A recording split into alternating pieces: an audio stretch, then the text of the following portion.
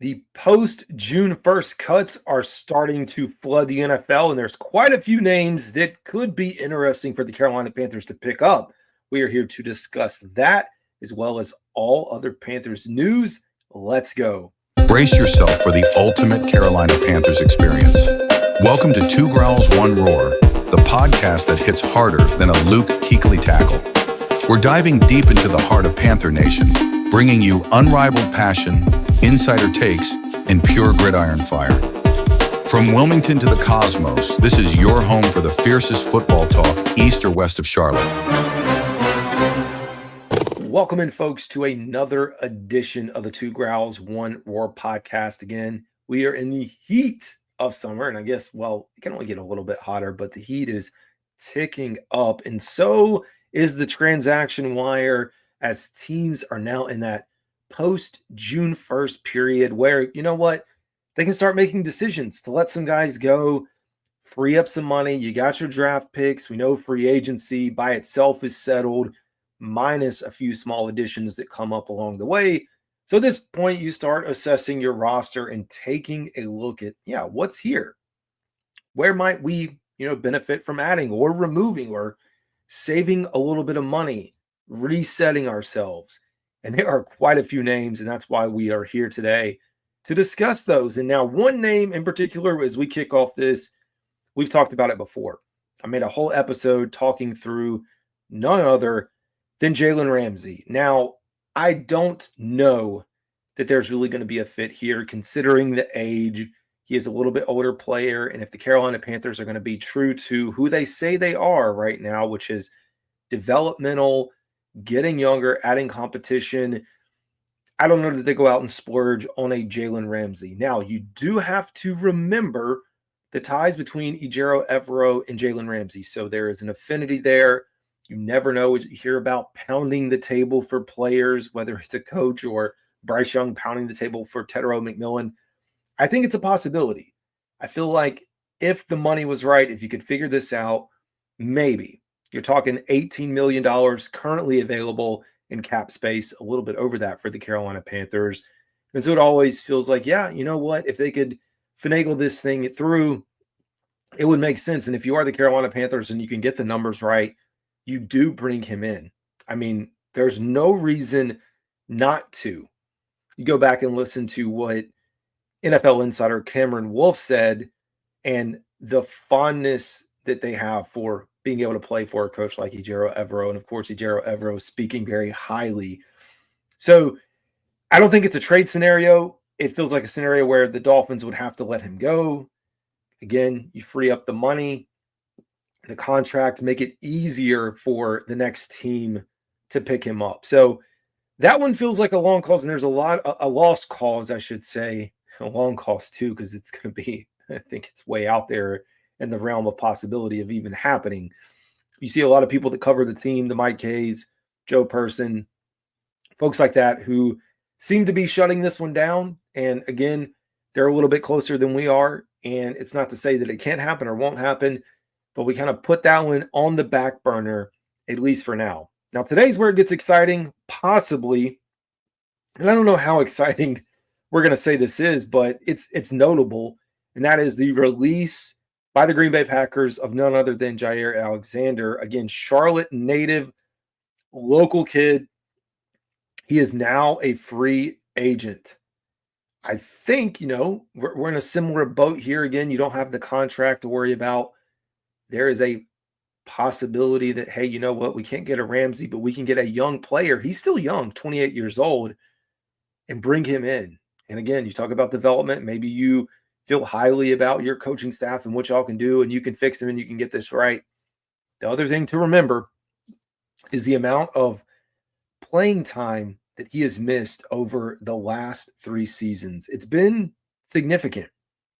I mean, I don't know if you guys remember the game in Charlotte in 2023, Green Bay versus the Carolina Panthers, where they had that coin toss fiasco. Remember that? The referee pretty much helped them out. Like, it was potential for the Carolina Panthers to get the ball both times, and they helped him, which was unfortunate. But I think, looking at this situation, again, Cornerback depth for the Carolina Panthers is of concern. I say depth because, yes, it is like beyond the 3 starters, there's a lot of work to do. I like this if, it's a short term. If you're not giving away a bunch of money, similar situation, like I said, to a Jalen Ramsey and potentially trying to bring him in. I think the Panthers still are due for 1 to 2 acquisitions. It's just the nature of where we are. Possibly another 1 or 2, could be a little bit later. You also have the potential. I mean, you got mandatory minicamp literally starting as I record this, and tomorrow, the 10th, 11th, 12th. So it's here. So now I don't know how much work you'd be able to get in with any of these guys, but at least get him in the building, get in the foundation. Otherwise, you're going to be waiting until training camp. So it's a long shot, but he's another name that we will keep on the list. Now, we've talked about the cornerback position. Again, injury history primarily. I mean, you could also throw Jalen Ramsey in there as far as like missed time, but between those two, I think there's a case to be made to bring either one in. Now we move over to Randy Slack, my man, ESPN Wilmington, his favorite team in the Cincinnati Bengals. He is an Ohio native. Don't hold it against him. All jokes. He's the man. So Germaine Pratt, again, for me, this is an opportunity for the Carolina Panthers to bring in some depth. I believe as I was looking at this, he led the Bengals with 143 tackles last year. You talk about a monster in the middle. I mean, the production is there.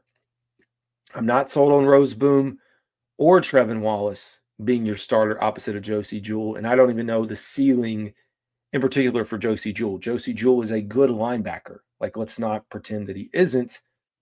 However, I think we need a little bit more. Like, linebacker's been a thing for me, cornerback and safety. Those 3, I feel like we have addressed almost every other need. And again, I like sit in the stance of like, okay, I understand they're probably going to lead towards Damani Richardson right now at safety, so I pushed that one. But linebacker, who would not want to bring on a guy that was top 10 in tackles, 143 tackles last year? Why not? Again, High Point, North Carolina native, played at NC State. Cap hit is going to be lower. His projected cap hit at the time was 8.8 and a cash salary of 5.6. So there's definitely an opportunity. And again, for me, I think the Panthers should strongly consider having a conversation. Again, you may have your concerns, may not want to bring him in, but at least pick up the phone, figure out what the number is. And all these guys, when we talk about this, could be wanting to go to contenders, true contenders.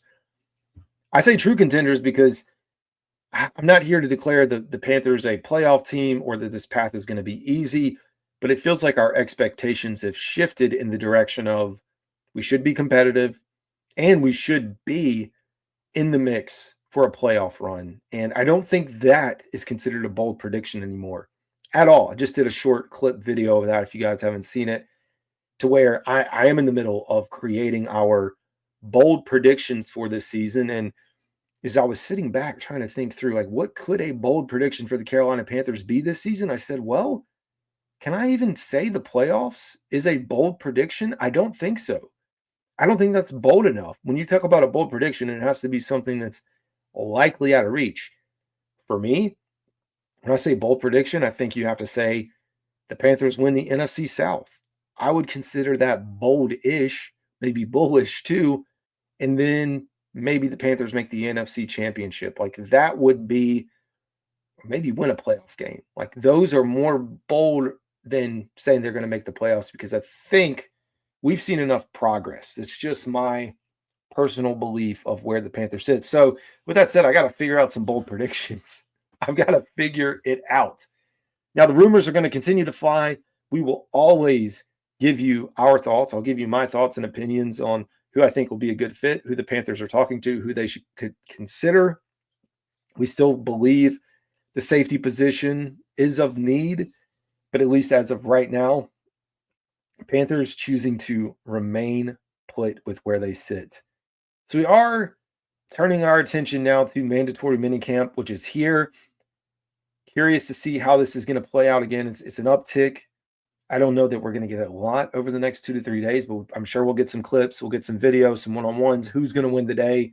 We know about this environment that Dave Canales likes to drive, the competitiveness, the competition, the scoring system, all those things as he is truly building out a new culture here in the Carolinas. It is an exciting time, and unfortunately, as all this momentum is building up, we're just really not going to see a lot of it in person this year without training camp for the fans to be able to attend. And it's understandable if you've seen any of the clips through OTAs in the spring of all the construction and work that's happening right there, where fans would be like, there's just nowhere to put the fans to make this safe and to allow the players to practice and give everyone the environment that they need. So hopefully, they said the next 2 years, but you can always hope that they get this thing done earlier. That's, the incentive is always for, as you go through construction to do it earlier, deliver it sooner, you get a bigger bonus, all those things that you pay out as you go through this. So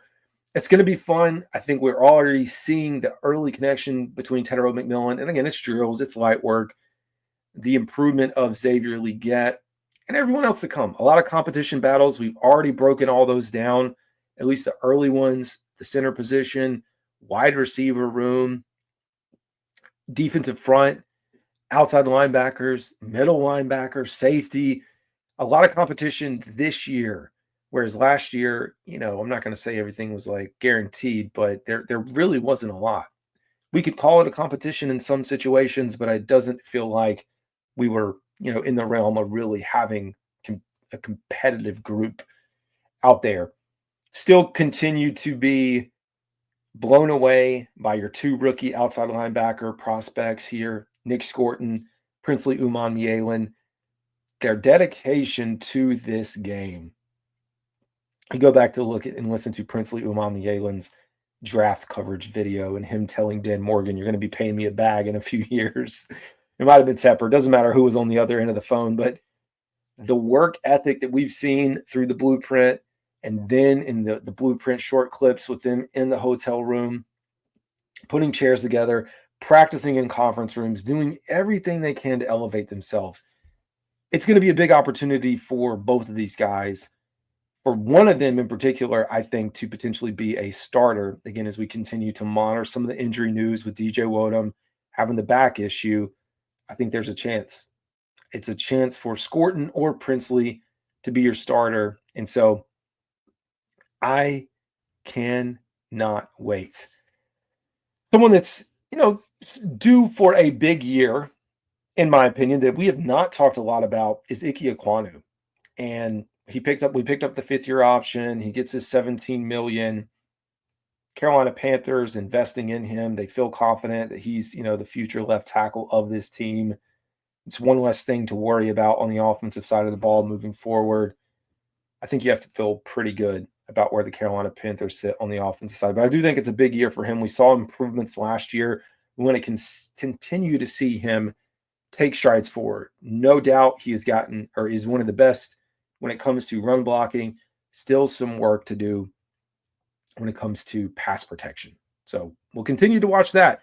And Hunter Renfrow, he's another one. I know he's in the mix of wide receivers. There was a spurt there where we were really excited. I'm still excited. I know there's fans that don't think he's going to make it. I think there's fans that are a little bit lower on him. I'm sold. I feel like he's back in form or close to form of where he was. And again, it's early, so I can't guarantee anything. But it does feel like, hey, maybe this resurgence with Hunter Renfrow is going to be something.